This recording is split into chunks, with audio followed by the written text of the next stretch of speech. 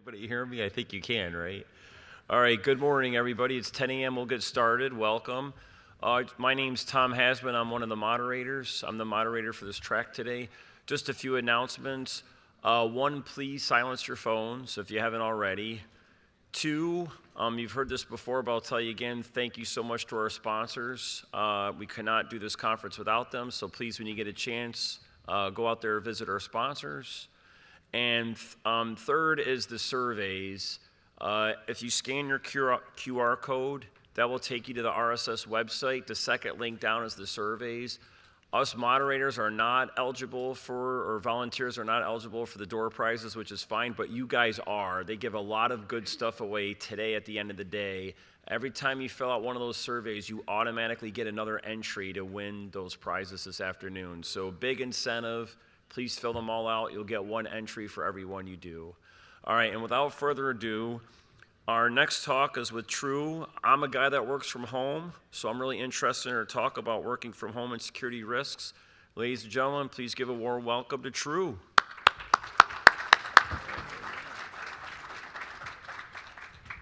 Paste. Okay.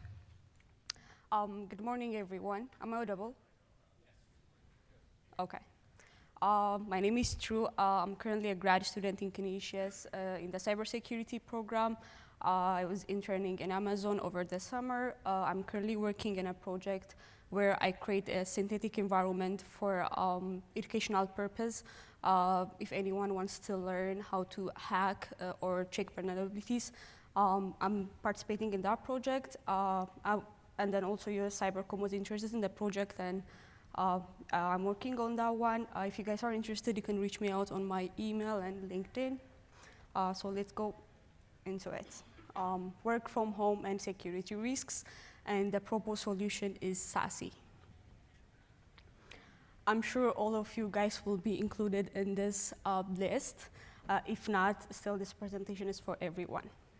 Today we're going to be discussing about the history of work from home, the risk that come within it, the limitation with the current traditional model, and the breach that were happening due to remote work from home, the solution, that's SASE, what are the control points of SASE, components, the companies that have implemented SASE and how they implemented it, and if you want to implement this solution for your company, what are the steps, and then the company that provide the services, and then we're gonna see one use case example, how it starts from one into the other.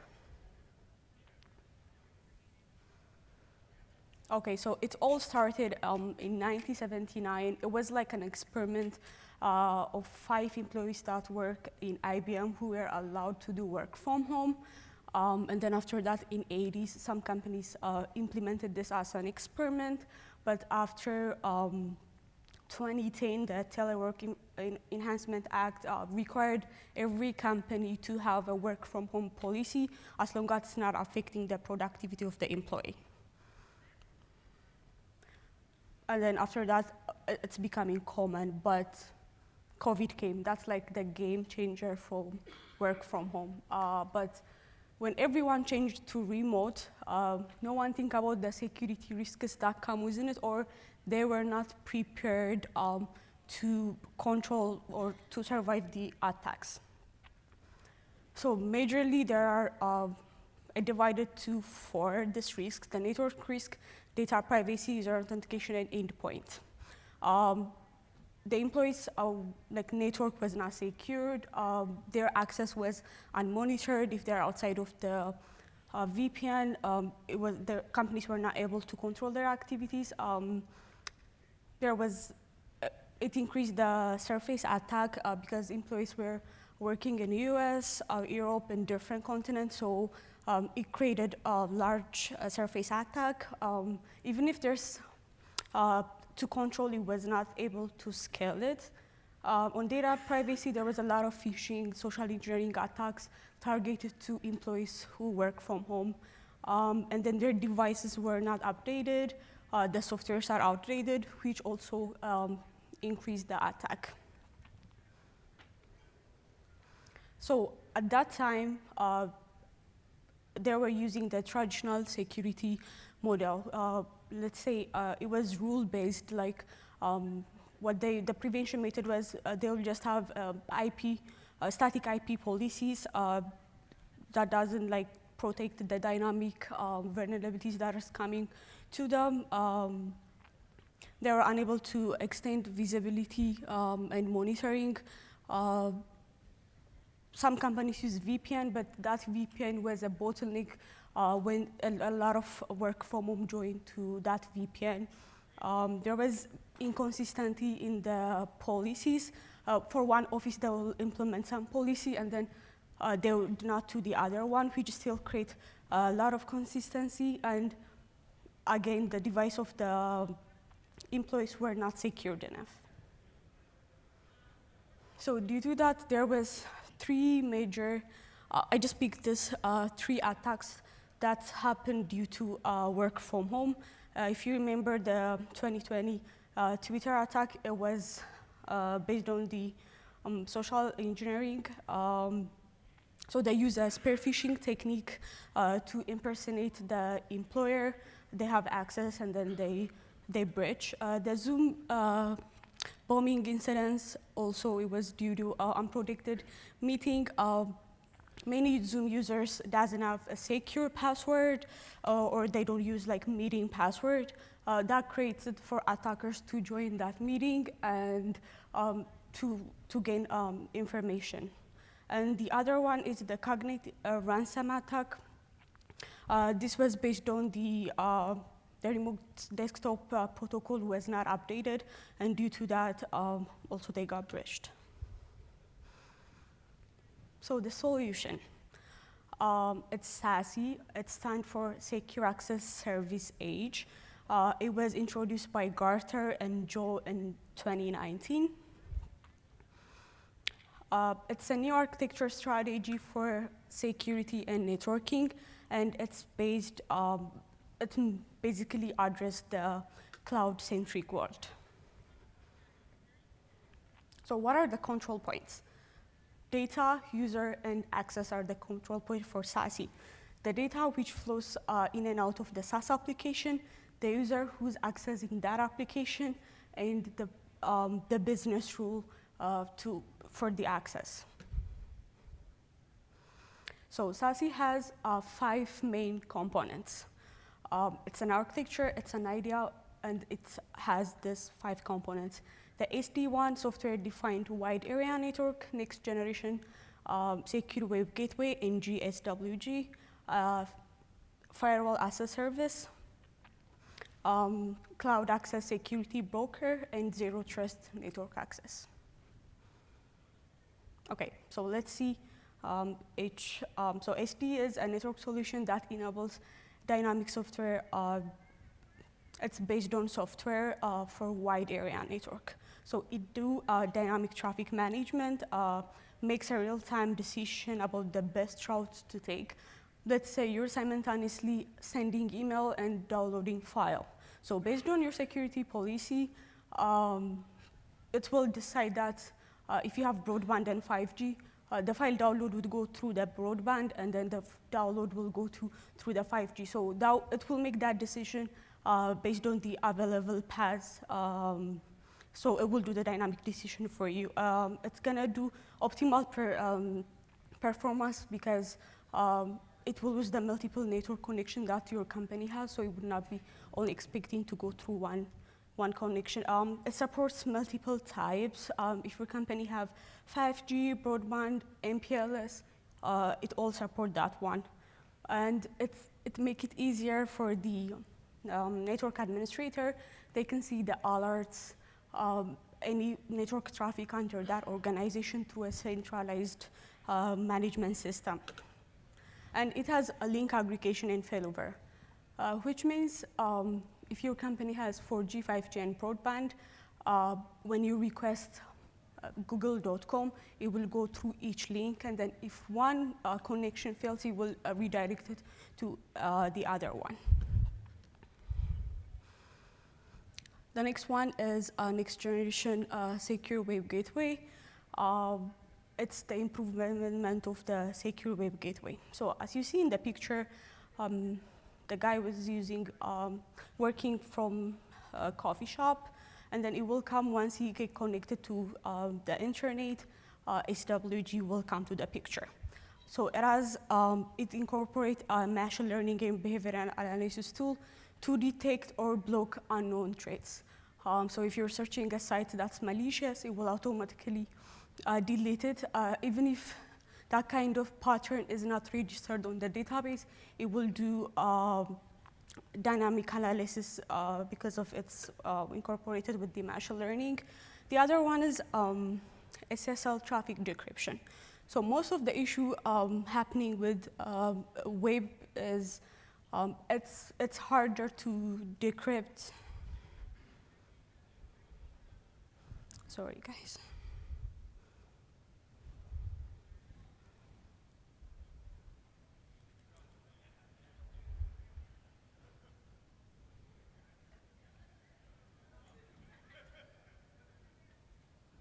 The PC got shut down. Yeah.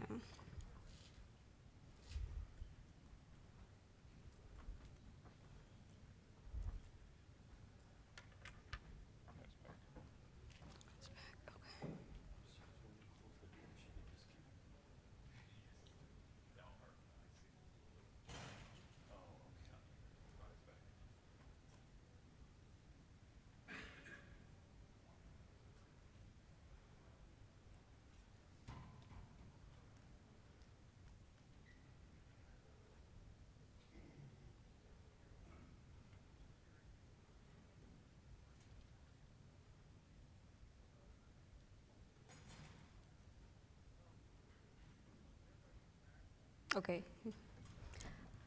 We're here. Yeah. So to decrypt through web traffics, the SSL are usually decrypted. So it's hard for it to read decrypted traffic.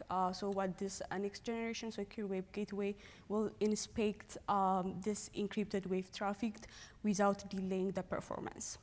The other one, it has data loss prevention. Inspect traffic to ensure data is not leaked or shared with unauthorized sites. It ensures that remote user can connect securely to the internet without the need of VPN.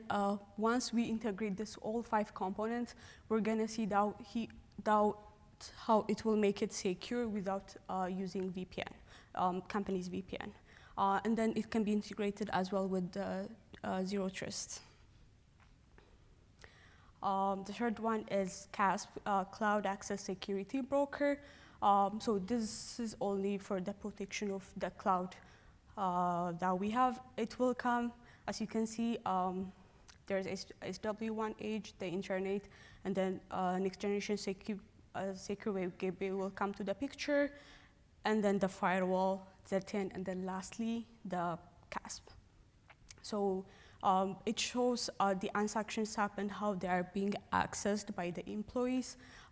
It encrypts and tokenizes the data on the cloud. It's also integrated with the Zero Trust, which ensure unauthorized user access to the cloud. And then it also helps to do compliance, like you can implement some laws to go with the PCI or GDPR. And also it has a real-time detection. The company can enforce policies to use this cloud app safely. And it can be collaborated with Microsoft 365 or Google Workforces, like to do how data is transferred, and then you can get the data from your CASP to do the analysis. Okay. Zero Trust. This Zero Trust only works with the user identification. So it will rely on the user identity and the devices. It will give the least privilege access. Like in traditional VPNs, once you have on VPN, on the company VPN, you can access any sites. but this one has a micro-segmentation feature where it divides all the services, and then you can only access that service under your privilege. And then you can also enforce a policy that's based on user identity, device health, location, and behavioral pattern. So if one of this is broken, it will do re-authentication. If, let's say, you change your location, or there's patterns, let's say you're trying to log in multiple times, so that if that kind of pattern is noticed, there will be re-authentication. Firewall as a service. So most of the traditional firewall that we know, they're on premises, like they're on this data server, but this one can be configured and deployed on the cloud. It can be integrated with the IPS, antivirus, URL filtering, or SSL description.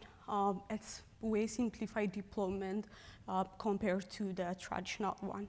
And then it can be scalable, and then the performances will change based on the demands. So if you are trying to scale your organization to different location, this one is a better choice. Okay, so some companies implemented the solution to their companies due to this challenge they were facing. As we said earlier, the Zoom bombing, Zoom has become having a lot of users. They need a better performance, so they choose to use the SD-WAN.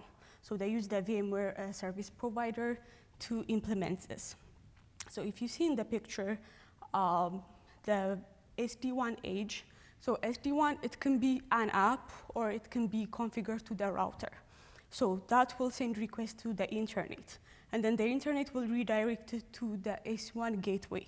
So that gateway, when it reaches that gateway, it will separate it from the other requests, and then it will redirect it to the nearest Zoom server. So that actually increases the average loss from 14% to 3%. The other one is the network intelligence. So as you can see, there's two data that's passing, the API data and the client data. The API data will have the video quality, the voice quality, while the client app has the device performance, the connection that the user is using. So those data, when you once install like the latest Zoom version, these two APIs will be there, and then they're gonna collect the device activity and the network that you're connected to. And then it's gonna send it to the edge network intelligence. And they can see it like this. So they're gonna have the incident summary, what causes this problem, and then how can we improve this problem based on the data we have. The automation also implemented SD-WAN. They have insufficient bandwidth on their retail stores. There were high costs in using MPLS. They implemented this one, which increased their bandwidth 5 times. They reduced their cost of internet to $3 million annually, and they improved their speed. And this last one, Jeffries, so they want to change their work to like fully remote, and they were having performance issue, but after they implement the SD-WAN, they were able to do that within 2 weeks, and they improved the performance of the connection. Okay, so if you see this and want to implement SASE, what are the steps? So you can use only SD-WAN, or you can use Firewall as a service, or you can use CASP. So that depends on your company structure and then what you need. But most companies start implementing with the software-defined wide area network, and then they can proceed based on their needs. So to choose, to go with the first one, you have to audit the existing wide area network infrastructure, your VPN, how your traffic is going. So once you have done that analysis, you're gonna choose the provider. We're gonna see a list of providers that they give the service. And then those companies, so you have to see also the global coverage. Which area are they covering? And then if you're working, let's say, in Azure, would their service be integrated with cloud? So once we define that, we will continue to the deployment. This deployment can be in the offices, branches, on those areas. And so this policy is based on what you need on your company to be implemented. And what are the major sites that your company wants to access? So you're gonna give priority to that one. Let's say accessing like Azure. So you give that Azure service to have the most priority for users to access that. And then define the centralized management that you need.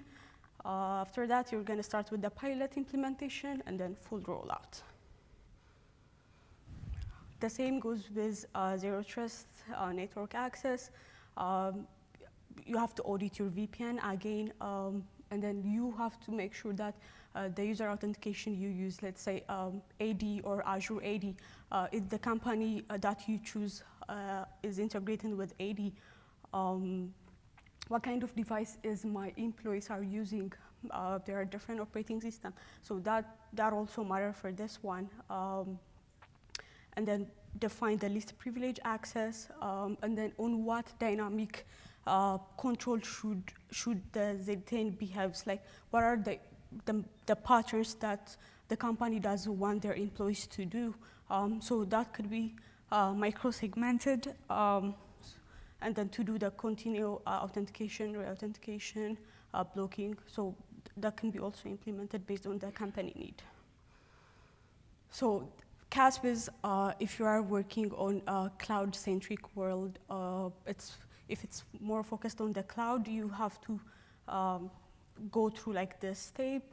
First, you have to define the unsanctioned apps, cloud apps that are being accessed by the employees, and then what are like the day-to-day activity apps that need to be visible on the CASP tool.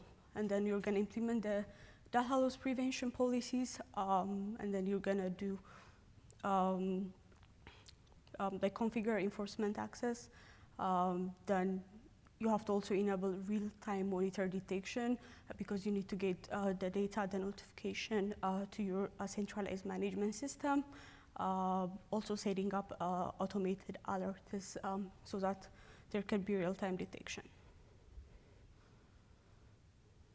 The fourth one, firewall as a service. So this one, is it cost-effective to change my current premises firewall to a cloud-based firewall? Also, on that firewall, what kind of security policies that I need to do? And then you have to enable the IPS and IDS, and then enable those rules based on the segments that you have created. Do a packet inspection, anti-malware scanning, and then those kind of protection can be also set on this step. Then you can just roll out. So for implementing next generation secure web gateway, you have to identify the web security need, like what are the user profiles that I have, what are the current traffic patterns, and then when you choose the provider, what kind of SSL inspection does my company do, what kind of like URL filtering. So those things should be in consideration. And then when you configure this next generation secure web gateway, the content filters also be configured based on your needs. Implement the prevention data loss policies, and then implement advanced malware protection. So like these things, we know them previously, but they don't come together in one platform. So once we have all these things, there should be a centralized management platform so that we can get the reporting. So each SaaS platform provides a centralized visible network traffic, the user activity, and the security policies across your organization. you will gain insight into network performance, threat activities, and user behaviors. You can also enable like dynamic network management and incident responses. This company provides the SaaS service for VMware. They provide SDN1 service. For Palo Alto, they also provide SDN. For Scalar, they provide the Zero Trust network access. For Microsoft Defender, they provide the Zero Trust and the SD1.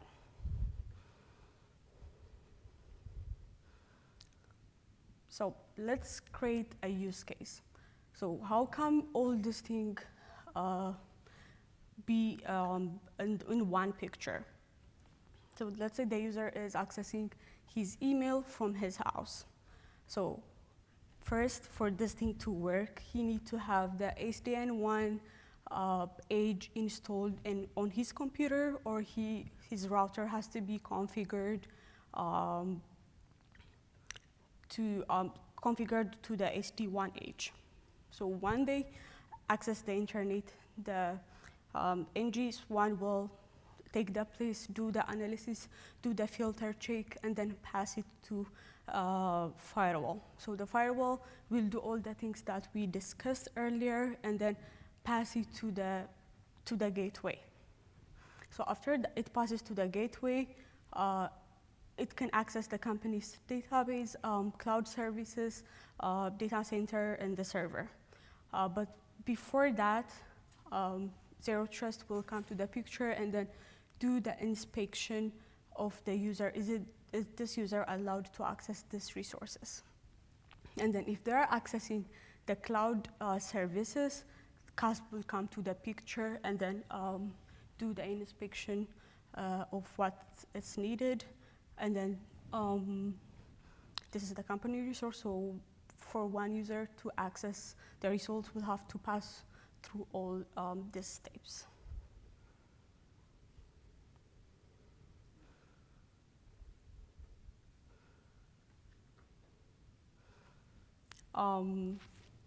So to generalize all this, we can prevent unauthorized access using the Zero Trust, improving network visibility using the SD1, protect cloud using CASP, mitigate web-based threat using next generation secure web gateway, and then we can replace the traditional firewall with the firewall as a service.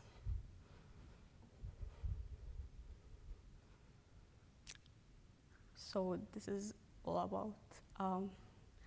Is there any question? Yes, please. So the company I work for Xerox, and we've been doing a lot of migration to the Zscaler, various different. Can you hold on for a second? I'm gonna get you the microphone. I guess they asked me to give you. Sorry about that. I can project if needed.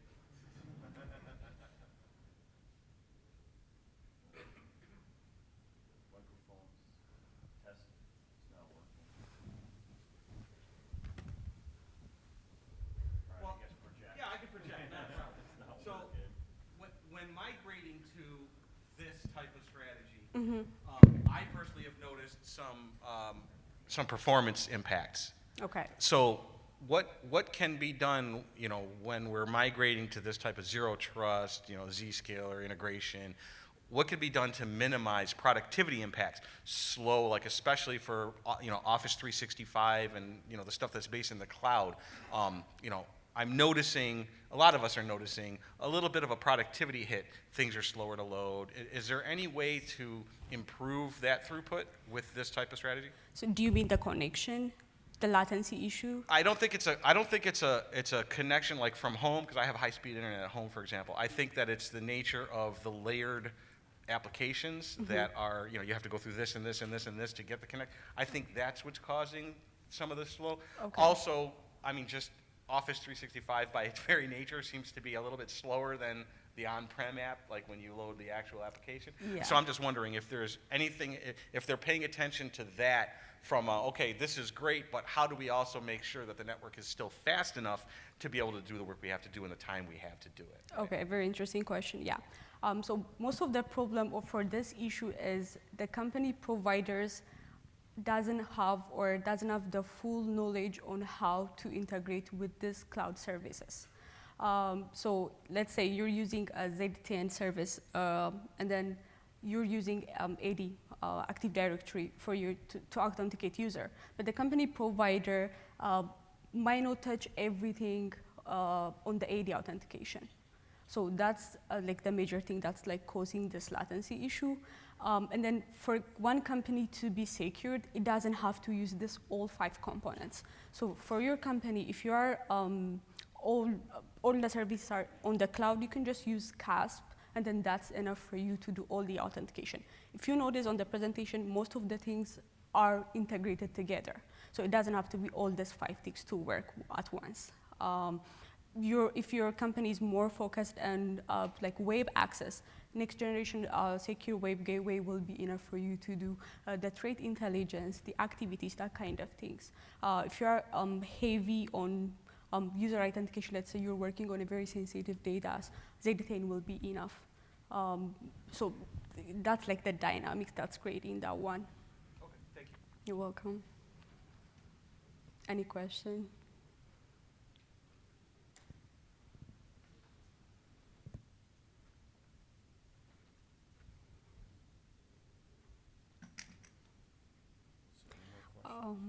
Yeah, so just to generalize, now VPN used to be a thing. Now it's becoming outdated because of the risks that have been happening. So this is like the new, it's not a new thing. It has been there from 2019, but it's a good practice if you don't wanna, if you're opening a company and then you don't want to have a VPN, this solution might help your company to implement it. Any other questions? Okay. Thank you so much. Thank you very much. We have a certificate for you and an Amazon gift card. Okay, Thanks again. all right, thank you. All right, thank you, everybody. Next talk, I think, is at 11 o'clock.